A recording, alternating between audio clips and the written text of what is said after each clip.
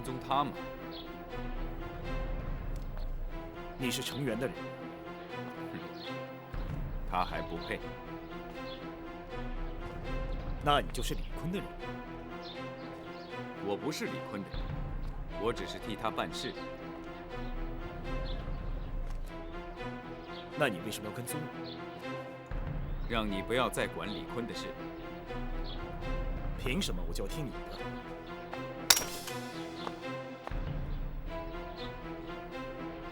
你就是严冬，你认得我不认得你。我只知道李坤的身边有一位用刀的高手，我倒想试试你的第三刀。只怕第一刀你就接不住。展云都可以接住，我也一定能接住。你不用第三刀，你是摆平不了这件事的。你是在逼我？我没有逼你，我只是奇怪，辽东严家严三刀怎么会有你这种后人？你到底是什么人？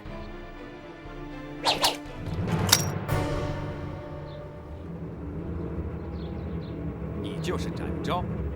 不错。想不到南侠展昭投身官府，跟了开封府的包大人。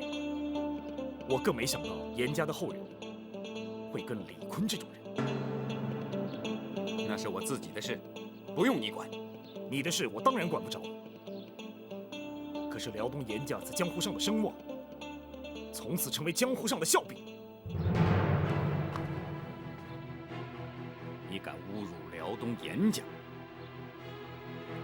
你连李坤这种败类都可以帮他，不用我侮辱你，你先侮辱了你自己。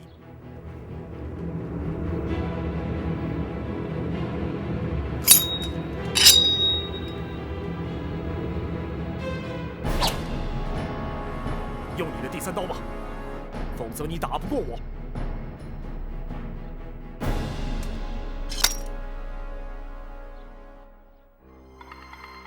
你我还没有到生死相搏的时候。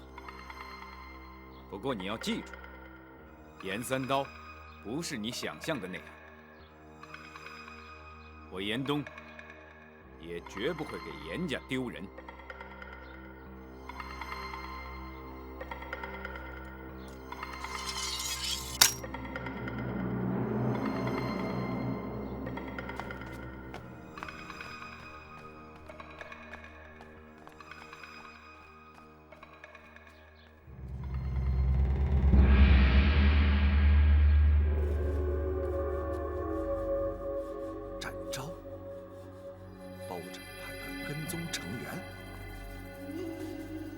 不错，他已经盯上你了。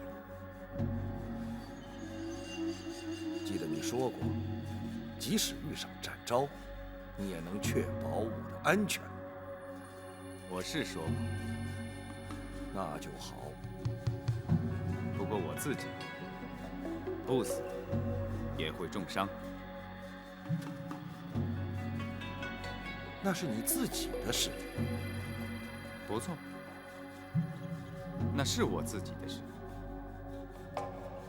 不过，再要我动手对付别人的话，我恐怕就无能为力。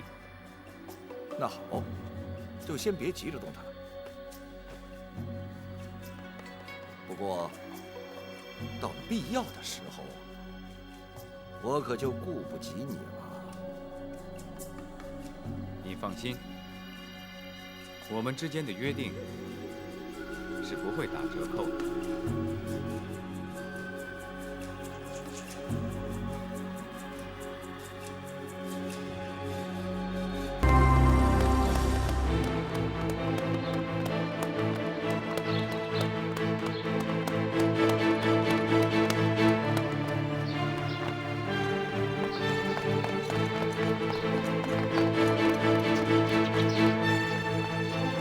进去。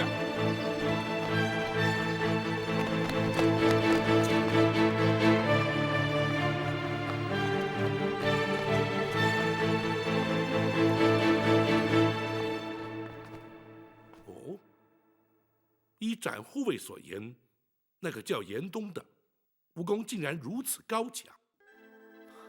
翟云跟他交过手，应该很清楚。我只跟他试了2刀，第3刀不知道能不能接得下来。他的第3刀一定是2败俱伤的招式，不在生死关头，他是不会使出来的。既然如此，将来要去抓李坤的话，他岂不会是个阻力？还不至于。对于他，我还有点把握。启禀大人，王朝回来了。启禀大人，胡方的兵马已经进城了。好，立刻前往州衙，将陈元逮捕归案。是。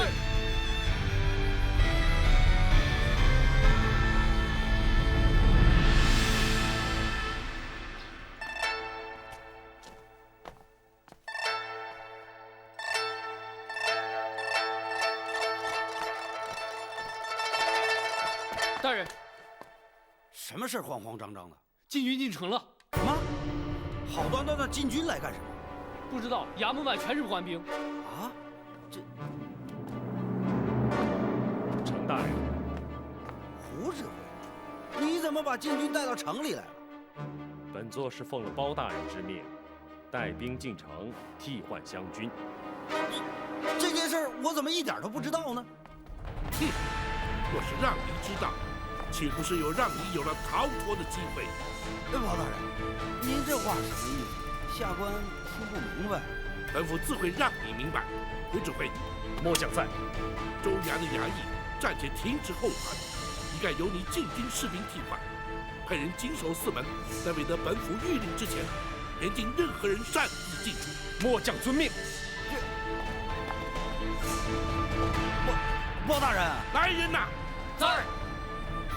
脱去陈元的冠带，将他押入大牢，听候审讯。是。包大人，走。包大人，走。包大人，包大人！站住！干什么呢？登州传来紧急文书，要转呈彭太师。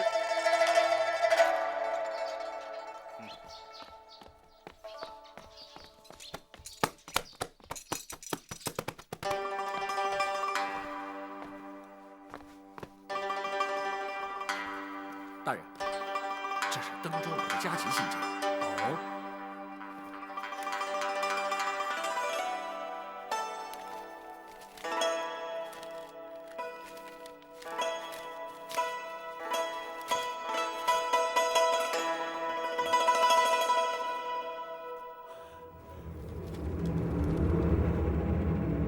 包拯，你欺人太甚！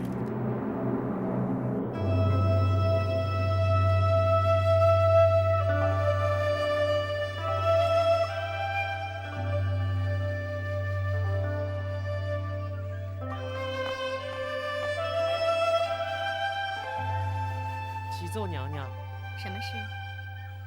庞太师求见。哦，快宣。是。请。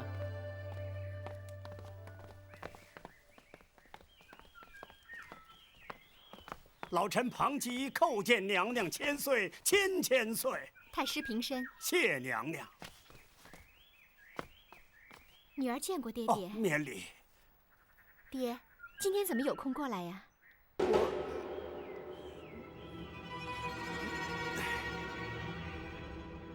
你们都退下。是。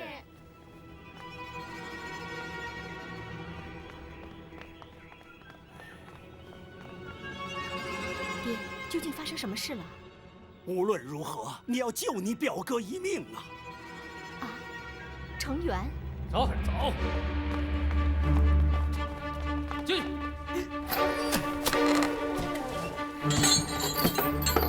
你们2个暂且做个伴，明天等候包大人升堂审讯。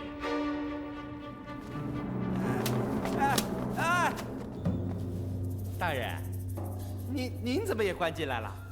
我哪知道啊？那你的老小又有谁来照顾啊？你，没想到你也会有今天吧？你。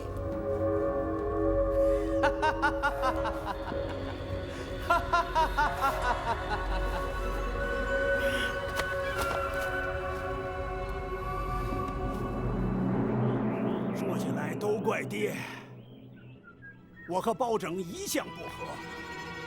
当他知道程元是我的外甥以后，他就想尽办法整他。哎，可怜的是无辜的程元呐。爹，如今程元的情形如何了？他在信函中说，包拯已经盯上他了，说不定啊会胡乱给他安上一个罪名，把他处死。他是你姑姑的独生子，是你的亲表哥，难道你见死不救吗？我在包拯眼里，既没有你爹这个当朝太师，更没有你这个庞妃娘娘。没想到啊，把你选进宫里，蒙受皇上的宠爱，结果是我们庞家家破人亡。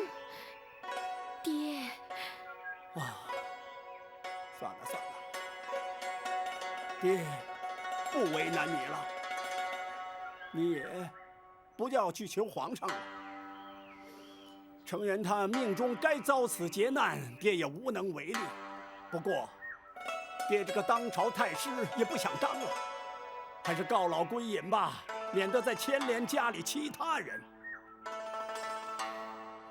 女儿啊，你要安心待在宫里，千万别再被包拯给害了啊！哎，爹回去了。爹，等一等，爹。程元虽然触犯了国法，可是他也是我的亲人呐，我也不愿见到他被处死啊。这除了求皇上，没有别的办法呀。女儿愿意试试看。皇上今天会在皇后娘娘寝宫，我见不到他。明天，最迟3、2天，或许能够求皇上颁下圣旨。到时候就来不及了。爹，就算皇上答应下旨，也需要一段时间呢。那这样，爹先去登州，能挡包拯多久就挡多久。你请到圣旨以后，就把皇上的金牌立刻送到登州啊。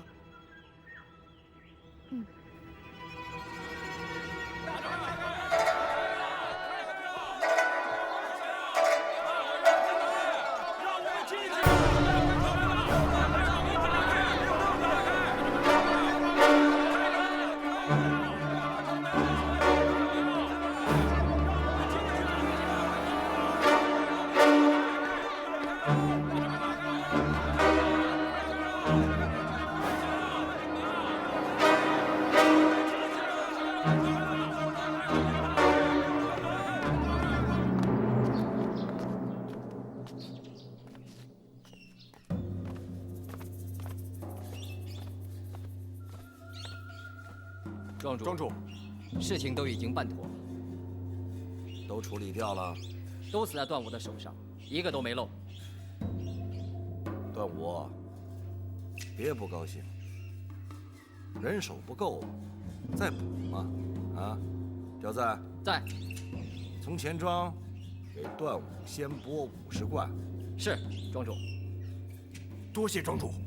别谢我啊。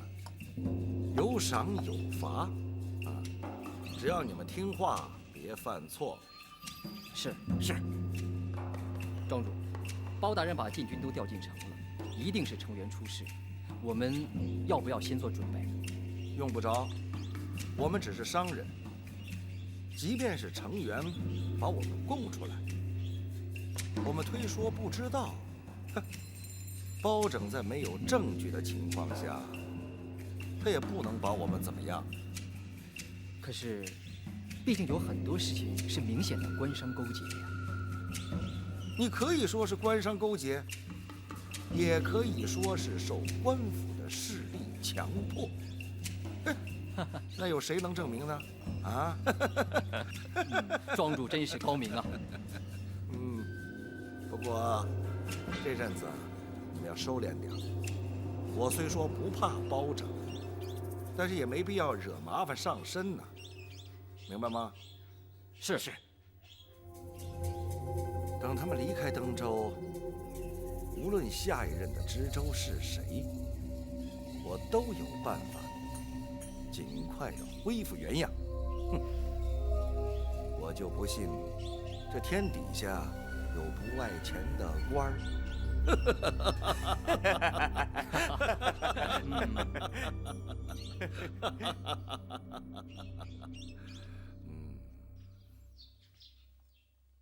汤真，门生在。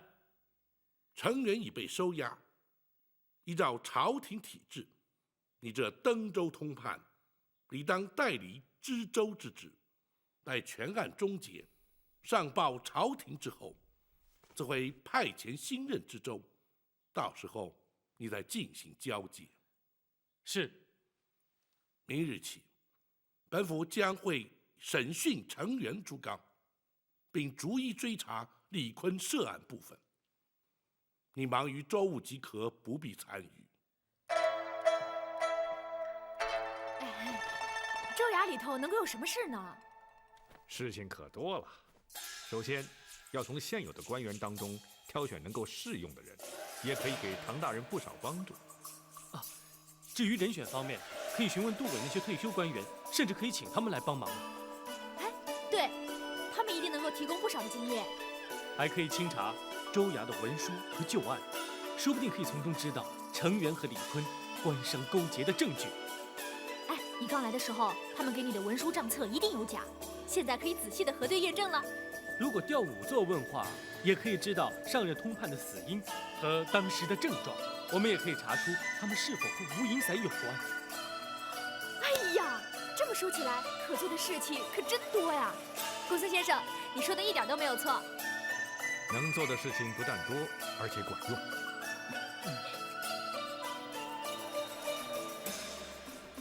大人，看来唐真真的可以当一个不错的官。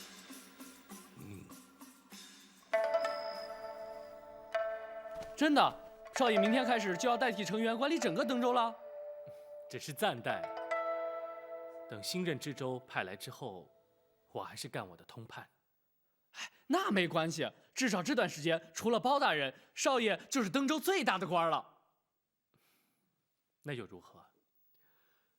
只是责任变得更重罢了。少爷，这的确是好事啊！如果老爷在世的话，也一定会替少爷高兴的。嗯。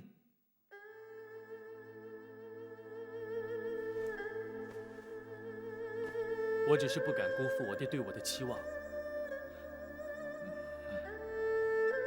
不过这些都要感谢包大人，如果不是他的话，我只是另一个中毒而亡的登州通判。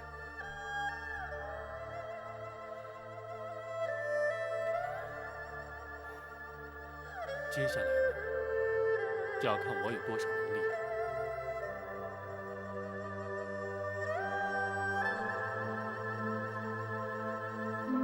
大人，像程元那样的官僚私卖、从中图利，会判什么样的罪？在我大宋律例之中，刑罚轻重不等。依这项罪行来说，罢官去职总是免不了的。啊，就这么便宜了他？还要视情节轻重，判他个5年到10年的刑期。哦。可是他的罪行不仅如此，大人，难道你打算只办他这一项罪行吗？当然不会。若依那些退休官员所言的罪行，程元只怕是死罪难逃。这还差不多，要不然岂不是让人愤恨难消？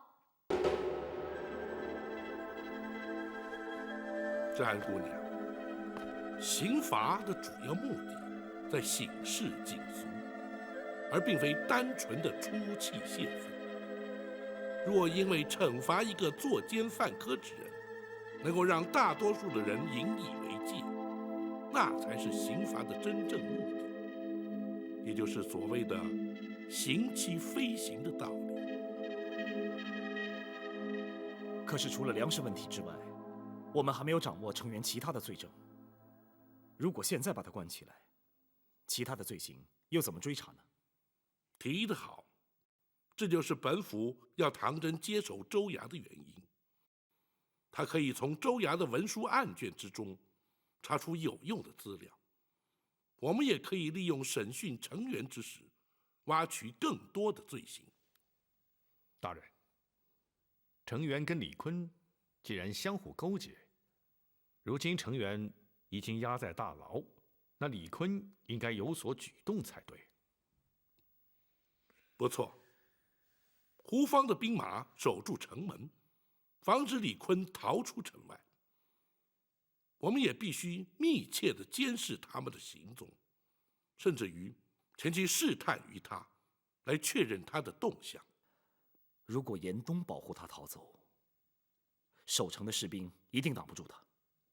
大人，还是我去盯着他吧，盯住严冬就没问题了。那就有劳展护卫。是。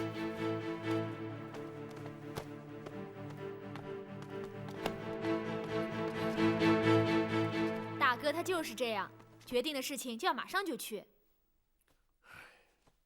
自从展护卫跟随本府办案之后，想必不如在江湖之中来得惬意啊。大哥他心甘情愿，而且也做得很好。要是换作是我就不行了。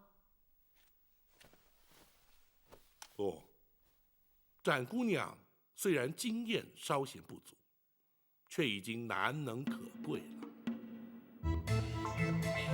多谢大人夸奖。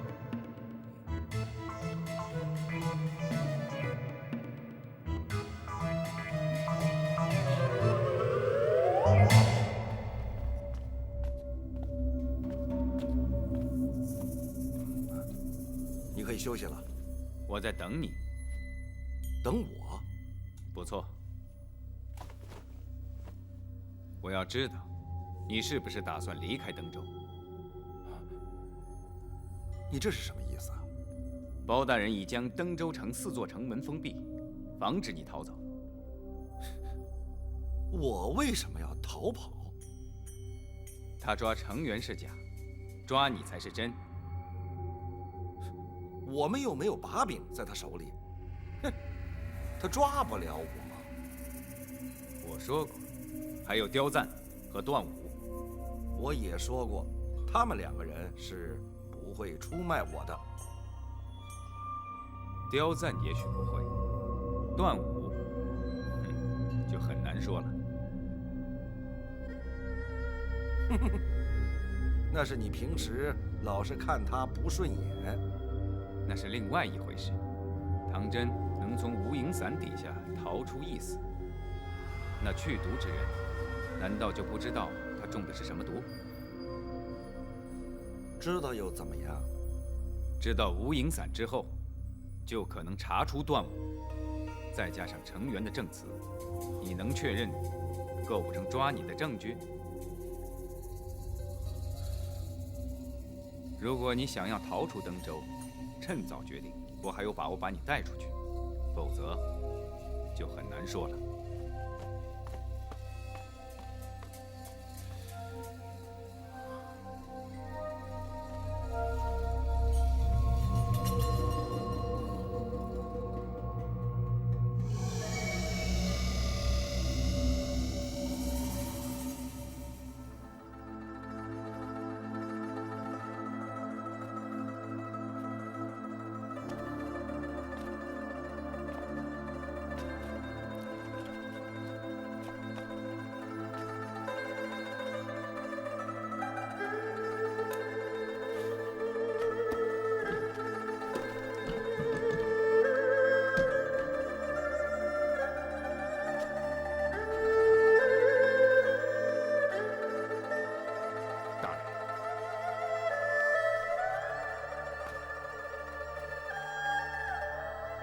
明日要审讯程元，你可都准备好了？都准备好了。明日必须对他用点策略，否则他不会轻易招供。是，学生明白，学生也已经知会展姑娘了。那就好。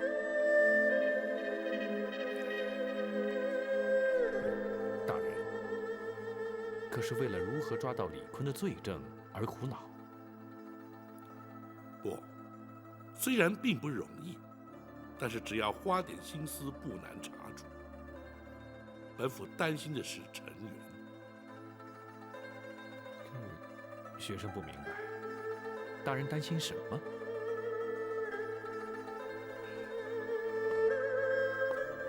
以程元和庞太师之间的关系，恐怕一旦处置了程元，本府与庞太师之间的矛盾只会越来越深。大人是担心遭人非议，误以为大人是蓄意针对庞太师，而将程元治罪的。不，本府执法一生，向来对事不对人。若是计较人也，也不会办案至今。对本府而言，只要问心无愧，毁誉得失都无足轻重。既然如此，大人又何须顾虑呢？庞太师虽是父以女于贵，坐上太师之位，但既然同朝为官，总不能交相攻讦，那岂是朝廷之福？程元一案，只怕会雪上加霜，今后难有明日了。大人一心为国，天下皆知，想必皇上心中也都明白。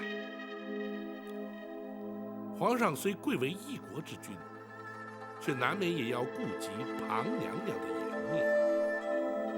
大人是皇上，为了登州通判之事才被派来登州的。正因为程元和庞娘娘的关系，无人敢查办此案。倘若大人将程元治罪，无论庞娘娘的反应如何，皇上都应该力挺大人才是。倘若仍然听信庞娘娘的谗言，岂不是令人心寒？臣论君非，有悖纲常，此事不提也罢。是，学生失言了。无论如何，程元既然涉案，就该依法惩处，其他皆不足虑。即使如此，触怒了庞娘娘，而遭皇上斥责，本府也甘之。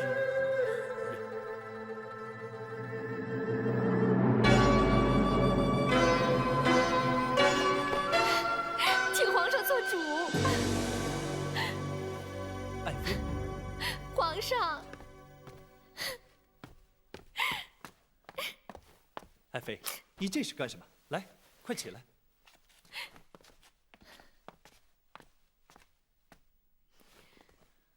快跟我说说，是谁欺负你了？皇上，是包拯包大人。爱妃瞎说，包大人已出京数日，何来对爱妃有所不敬啊？皇上，包拯可是奉旨去了登州。是啊，是朕命他巡视海防边境的军务啊。可是他却去了登州城查程元的州政。皇上，程元乃是臣妾的表哥啊。这个朕当然知道，不过朕也命包拯顺便看看登州的州政。怎么，他找程元的麻烦了？皇上，包拯和臣妾之父庞太师素来不和，包拯去了登州城，假公济私，要将程元处斩，请皇上做主。这个包拯也太过分了。爱妃可知那程元是犯了什么样的过错，包拯非要将他处死？皇上，包拯为了报复臣妾之父，就胡乱给程元安上一个罪名。皇上，请立刻下旨去登州，救程元一命。哎，爱妃，你先别着急，此事爱妃是如何得知？可确有此事？是太师说的。皇上，再不下旨就来不及了。臣妾跪求皇上了。好，朕答应你就是了。你快起来吧。谢皇上。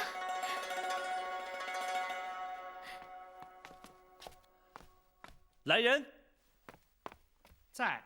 宣王丞相进宫。是。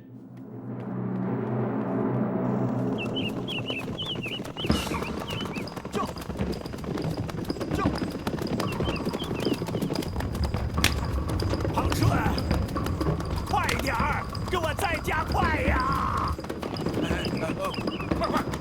快点，知道了，快呀！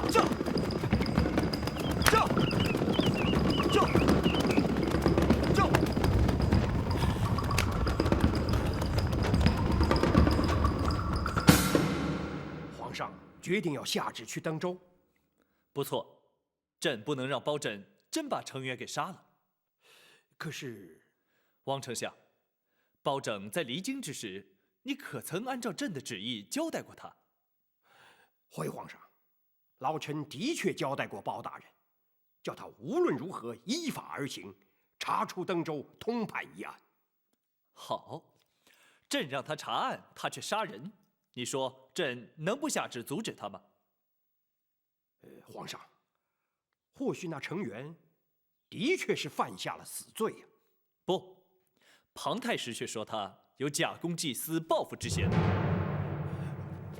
皇上，老臣敢与性命担保，包大人绝不会假公济私、公报私仇啊！朕当然也知道，包拯绝不至如此，怎奈……皇上莫忘了，当初皇上下旨令包大人前往登州，就是因为朝中百官无人敢查，无人敢办。如今包大人查出那程元有罪，而皇上却又下旨不让他办。所谓君无戏言呐，老臣唯恐皇上会因此而失信于臣呐。王丞相，你先起来吧。谢皇上。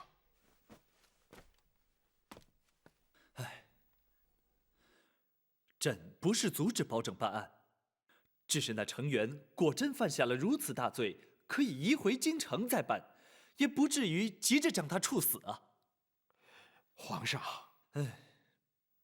这样吧，那程元果真犯下死罪，朕绝不姑息。不过要包拯暂停执行死刑，待回京后再议。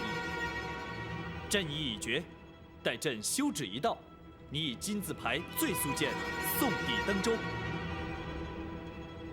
老臣遵旨。